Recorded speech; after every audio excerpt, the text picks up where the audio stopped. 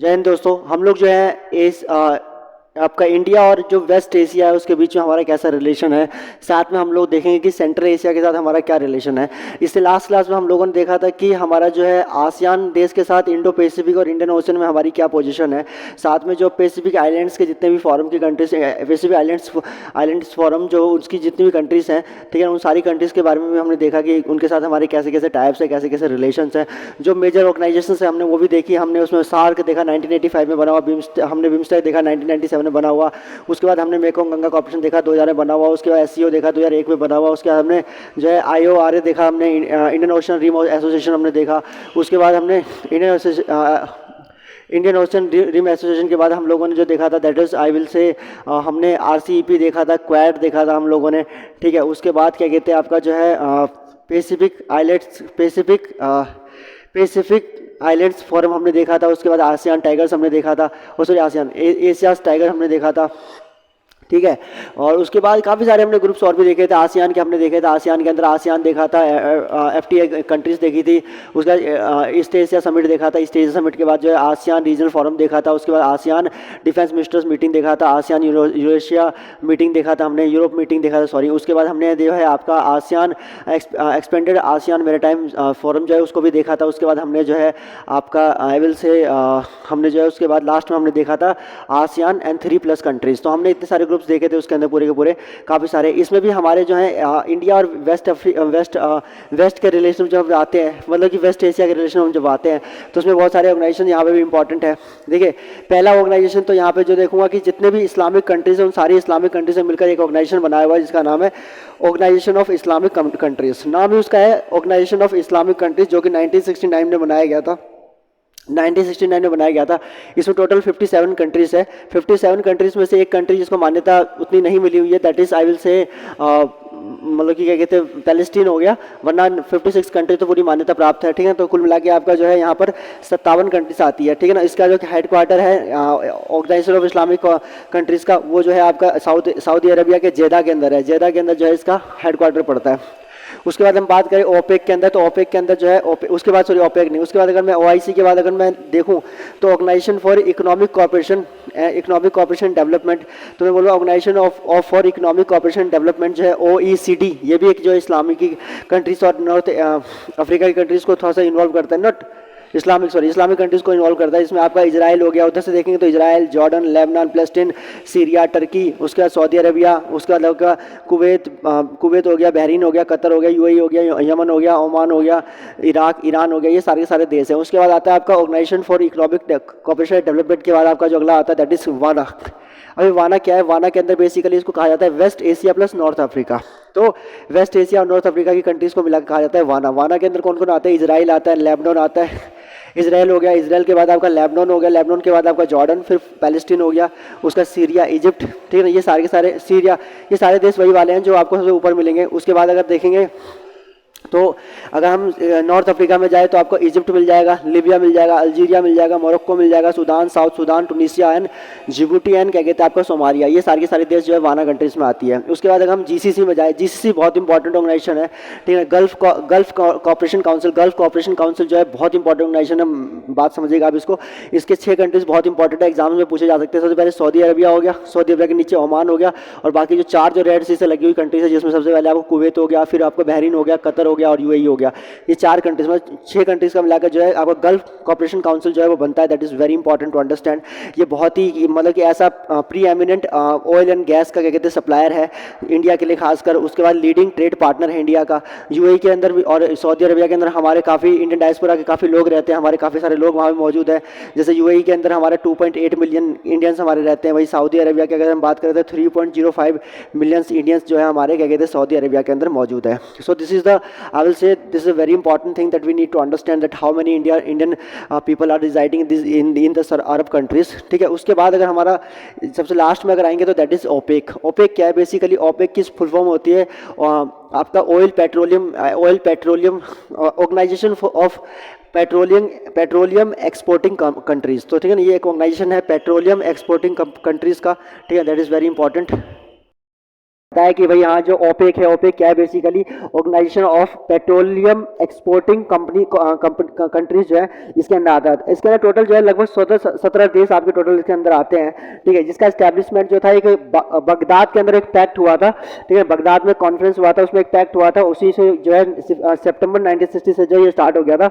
हालांकि इम्प्लीमेंटेशन इसका अगर मैं बात करूँ, इम्प्लीमेंटेशन जो है वो इसका 1961 के अंदर स्टार्ट हुआ था, ठीक है। मेनली अगर मैं बात करूँ जनवरी 1961 में स्टार्ट मतलब कि स्टार्टिंग हुई थी इसकी, ठीक है ना, फॉर्मली कॉन्स्टिट्यूट हुआ था। इसके फाउंडर मेंबर्स में जो मैं आपको बता रहा था, देखो सबसे पहले फाउंडर मेंबर्स में अगर हम देखें इसमें अफ्रीका के कंट्रीज के, इसमें देखते पहले कि क्या कहते हैं कौन कौन है यहाँ पे, Saudi Arabia, Iran, Iraq, Kuwait, ठीक है, यूएई। उसके बाद आपका जो है हाँ क्या कहते हैं आपका इधर कौन कौन हो गया, ऊपर इराक हो गया, सऊदी अरबिया हो गया, उसके बाद ईरान हो गया, कुवैत हो गया, ठीक है। ये 4 इंपॉर्टेंट कंट्रीज जो है वो आपके मतलब कि एशिया से, वेस्ट एशिया से है। उसका हम चले जाएंगे अमेरिका में, तो आपका अमेरिका में 2 कंट्रीज मिलेगी, एक वेनेजुएला मिलेगा और एक जो है आपका कौन मिलेगा, that is I will say Ecuador.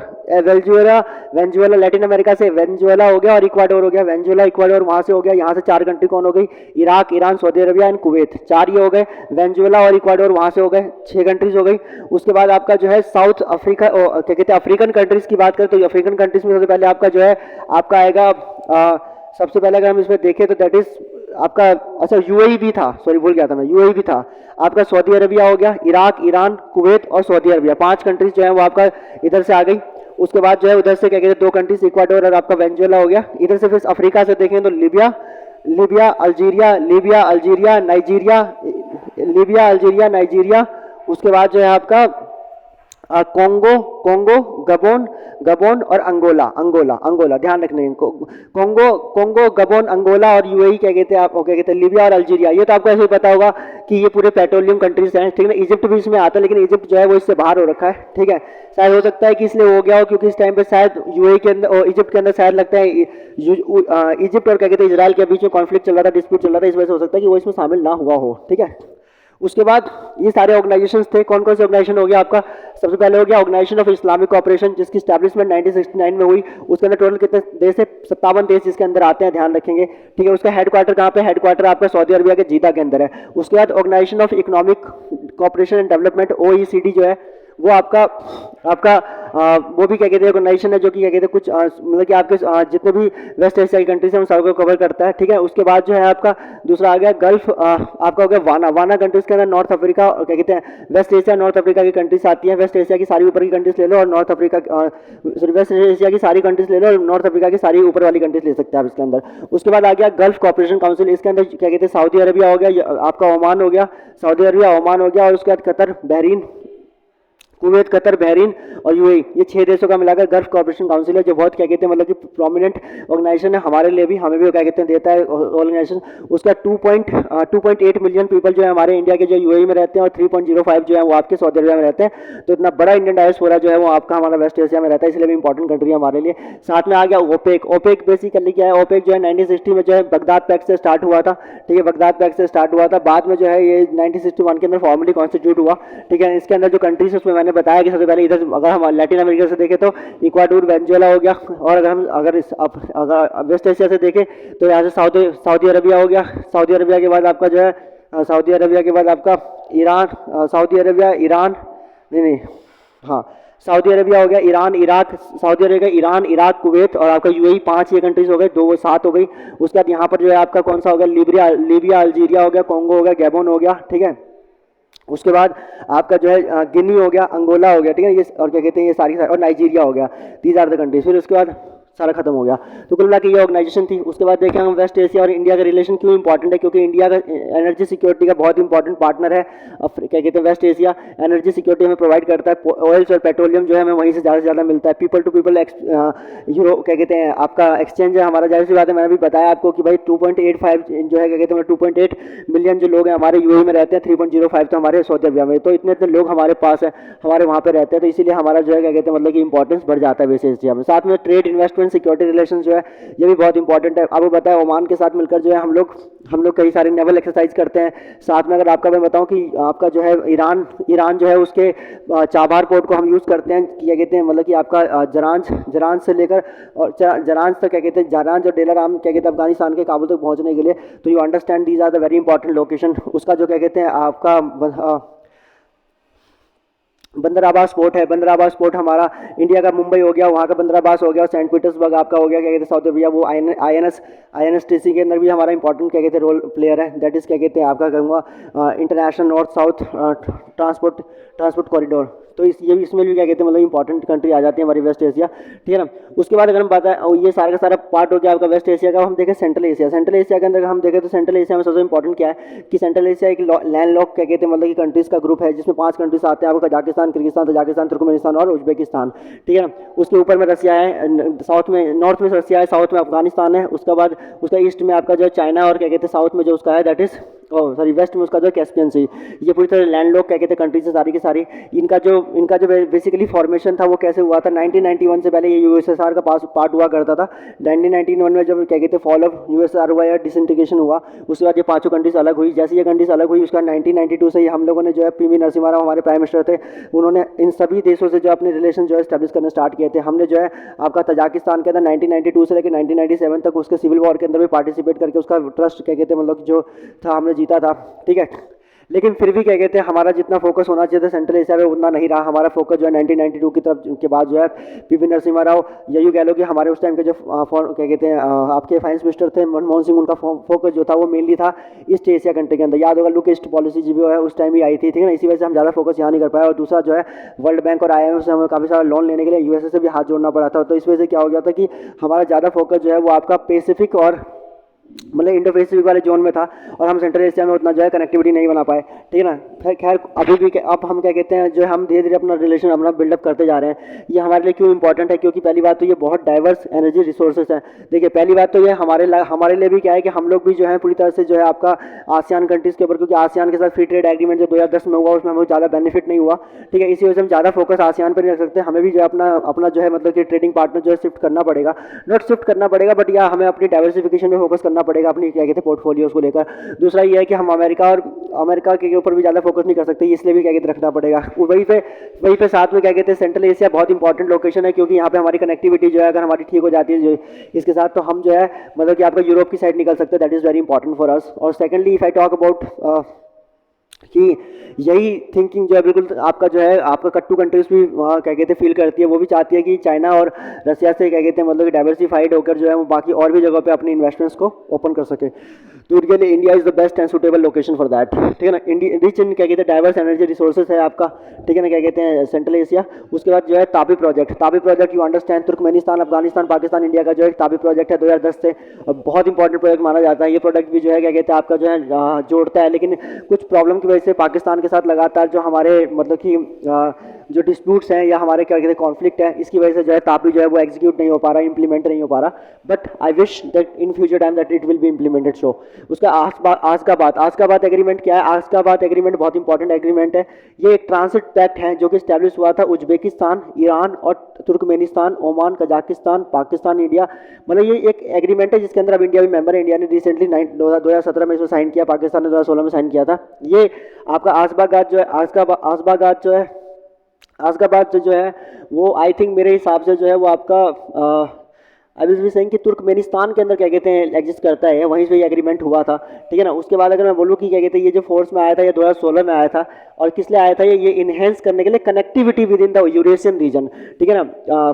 Connectivity को क्या कहते हैं मतलब कि जो है इसको क्या कहते हैं ठीक करने के लिए, और इसी का क्या कहते हैं मतलब कि इसी का एक नतीजा है जो हमारा INSTC जो है वो इसी का ही पार्ट है जिसको हम डेवलप करने में लगे पड़े हैं। ध्यान रखना आपका जो है इंटरनेशनल नॉर्थ साउथ आपका जो ट्रांसपोर्ट कॉरिडोर, उसका agreement would diversify India's connectivity with central Asia.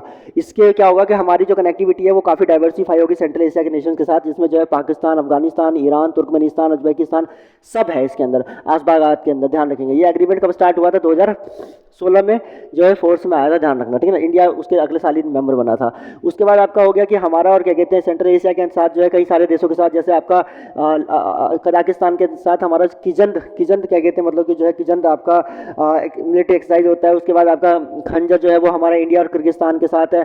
प्रभात दोस्तक जो है हमारा इंडिया और कजाकिस्तान के साथ है। इंडिया कजाकिस्तान के साथ मैंने बताया कि आपका एक और है किजंद, ठीक है। आपका किज किजंत मतलब हो गया आपका जो है क्या कहते हैं कजाकिस्तान और इंडिया प्लस किजंत, कजाकिस्तान के, हाँ दैट इज़ ऑल। उसके बाद अगर हम बात करें हमारी जो सेंट्रल एशिया के अंदर दो मेन इंपॉर्टेंट पॉलिसीज है, जिसमें एक आपका तीन मेन मानी जाती है। कनेक्ट सेंट्रल एशिया पॉलिसी हो गया, उसका एससीओ हो गया, और एससीओ के बाद जो है आपका तीसरा हो गया दैट इज आईएनएसटीसी।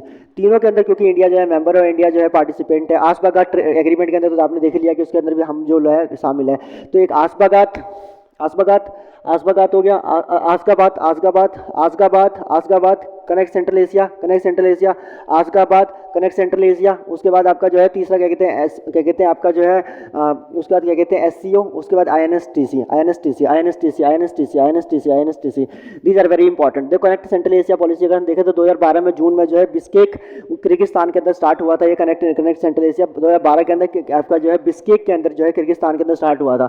उसके बाद जो है fast track India relation with central Asian Republic, इसके लिए हमने जो है इसे स्टार्ट किया था कि फास्ट ट्रैक तरीके से जो है रिलेशन जो है इंप्रूव हो सके, ठीक है। मतलब हमने नहीं, मतलब ये हमारी पॉलिसी का पार्ट था। इसमें ह्यूमन रिसोर्स और कॉपरेशन सेटिंग अप, जैसे यूनिवर्सिटीज़ और हॉस्पिटल इस तरह की चीज़ों को हम प्रोवाइड करवाएंगे, वहाँ बनवाएंगे, सेटिंग अप करवाएंगे। साथ में ह्यूमन रिसोर्सेज जो है उसके ऊपर हम लोग जो है फोकस करेंगे काफ़ी ज़्यादा। उसके साथ में जॉइंट कमर्शियल वेंचर्स हम लोग काफ़ी सारे स्टैब्लिश करेंगे, क्योंकि मैंने बताया था आपको कि भाई अब जैसे कि बहुत ज़्यादा क्या कहते हैं, मतलब कि जो ये आपका जो है मैं कहूँगा कि डाइवर्स एनर्जी क्या कहते हैं, मतलब कि जो है रिसोर्सेज में क्या कहते हैं रिच कंट्री है सेंट्रल एशिया की। आप मानेंगे नहीं, कजाकिस्तान के अंदर जो है 42% क्या कहते हैं टोटल यूरेनियम जो है दुनिया भर का जो है उसका अकेला क्या कहते हैं अकेला कजाकिस्तान के अंदर ही है। तो आप समझ सकते हैं 42% यूरेनियम जो है वो काफ़ी ज़्यादा हमें मदद पहुंचा सकता है इलेक्ट्रिसिटी को बूम करने के लिए। तो अगर हमें कजाकिस्तान से अच्छे रिश्ते हो जाए तो नॉर्थ इंडिया के अंदर जो इलेक्ट्रिसिटी की जो कहीं ना कहीं थोड़ी सी लैक है, उस लैक को पूरा किया जा सकता है। और इससे जो है इंडस्ट्रीज जो नॉर्थ इंडिया के अंदर जो नहीं है, वो नॉर्थ इंडिया के अंदर इंडस्ट्रीज को लाया जा सकता है इसीलिए। लेकिन पाकिस्तान और अफगानिस्तान जो है वो हमारे लिए एक बहुत बड़ा हर्डल है। अगर उनके साथ हमारे रिश्ते ठीक हो जाए तो यकीनन जो है हम सेंट्रल एशिया से लेकर नॉर्थ इंडिया तक जो है पूरा का पूरा जो है आपका इलेक्ट्रिसिटी को और ऑयल जो है, ऑयल के जो क्या कहते हैं लाइन्स है, पाइपलाइंस है, उसको हम बेटर तरीके से बुझा सकते हैं। आईएनएसटीसी भी जो है हमारा ऑयल पाइपलाइन का ही क्या कहते हैं एक प्रोजेक्ट मेन आ जाता है। तापी भी हमारा क्या कहते हैं मेन जो है पाइपलाइन प्रोजेक्ट है हमारा, ठीक है, ध्यान रखेंगे। उसके बाद तो मैं कह रहा था कि सबसे पहले क्या ह्यूमन रिसोर्सेज और कॉपरेशन और साथ में सेटिंग अप करना यूनिवर्सिटी हॉस्पिटल्स, फिर जॉइंट कमर्शियल क्या कहते हैं वेंचर हो गया। Improving um connectivity to boost trade and tourism, जैसे कि मैंने आपको बताया कि भाई कनेक्टिविटी सेंट्रल एशिया के साथ सबसे बड़ी प्रॉब्लम जो हमारे साथ है वो क्या है, दैट इज कनेक्टिविटी। अगर कनेक्टिविटी हम सुधारने में कामयाब रह जाए तो कसम से कह रहा हूँ कि हम सेंट्रल एशिया के साथ बहुत अच्छा प्ले कर सकते हैं।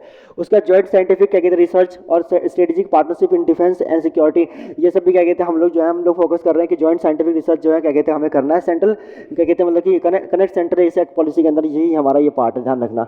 उसका connectivity is the key weakness in this region for India, मैंने पहले बता दिया कि connectivity is the key weakness in this region for India. Connectivity अगर सुधर जाए तो मानोगे नहीं कि आपका जो है मतलब सेंट्रल एशिया हमारे लिए सबसे बड़ा प्लेयर बन सकता है यूरोप तक डायरेक्ट पहुंचाने का। हमारे नॉर्थ इंडिया के अंदर जो हमारे पास जो है आपका ऑयल लाइन्स, ऑयल पाइपलाइंस की, प्लस जो है आपका एनर्जी रिसोर्सेज जो है जिसकी कमी है, यूरेनियम की कमी है जिसकी वजह से इंडस्ट्रीज़ की कमी है, और इंडस्ट्रीज़ की वजह से एम्प्लॉयमेंट की कमी है, और एम्प्लॉयमेंट की वजह से रिवेन्यू की कमी है। ये सारी कमी को जो है पूरा किया जा सकता है अगर हमारा सेंट्रल एशिया के साथ रिलेशन सही हो जाए तो। उसका दूसरा मैंने बताया कि ये एससीओ के साथ में हमारे मेंबर है। एससीओ की स्टैब्लिशमेंट जो है वो 2001 में हुई थी, और एससीओ के अंदर टोटल जो है आपके 9 मेंबर आते हैं। किर्गिस्तान को तुर्कमेनिस्तान को छोड़कर बाकी चारों देश क्या कहते हैं सेंट्रल एशिया के, प्लस रसिया हो गया, चाइना हो गया, इंडिया हो गया, आपका पाकिस्तान हो गया और ईरान हो गया, ये 5 कंट्रीज आती है इसके अंदर, ध्यान रखना। एससीओ के अंदर एक विंग है जिसका नाम है क्या कहते हैं रेड्स। रेड्स का मतलब है रीजनल एंटी टेररिज्म स्ट्रक्चर। ये जो है बहुत इंपॉर्टेंट क्या कहते हैं मतलब कि पटल है, या यूँ कह लीजिए कि प्लेटफॉर्म है इंडिया के लिए, जहाँ पर जो है टेररिज्म को एक्सपोज करने के लिए इंडिया जो है इस्तेमाल कर सकता है। अक्सर हम जो है पाकिस्तान के अंदर जो टेररिज्म फैला हुआ है उसको एक्सपोज करने के लिए हम इस प्लेटफॉर्म का इस्तेमाल करते हैं। रिसेंट में जो है मोदी जी ने मतलब कि अभी रिसेंट में इसका इस्तेमाल किया भी था शायद 2021 से 20 के अंदर, ठीक है ना। उसके बाद क्या कहते हैं आपका तीसरा हो गया आईएनएस क्या कहते हैं टीसी। आईएनएस मैंने बता चुका हूँ कि भाई क्या international north south transport corridor सबसे इंपॉर्टेंट क्या कहते हैं हमारे जो है पॉलिसी में से आता है। 7200 किलोमीटर का एक ट्रांजिट क्या कहते हैं मल्टी मॉडल जो है ट्रांसपोर्ट कॉरिडोर है, जो कि आपका इंडियन ओशियन से लेकर जो है आपका सेंट पीटर्सबर्ग तक क्या कहते हैं मतलब पूरा यूज होता है। इंडियन ओशियन, पर्सियन, और उसके बाद जो है आपका मैं बोलूँगा दैट इज़ क्या कहते हैं आपका जो है सेंट पीटर्सबर्ग, यहाँ तक पूरी कनेक्टिविटी हमें प्रोवाइड करता है ये, ठीक है। 7200 किलोमीटर का जो है मल्टी मॉडल क्या कहते हैं आपका जो है ट्रांसपोर्ट कॉरिडोर है, 7200 किलोमीटर का मल्टी मॉडल ट्रांसपोर्ट कॉरिडोर है आपका।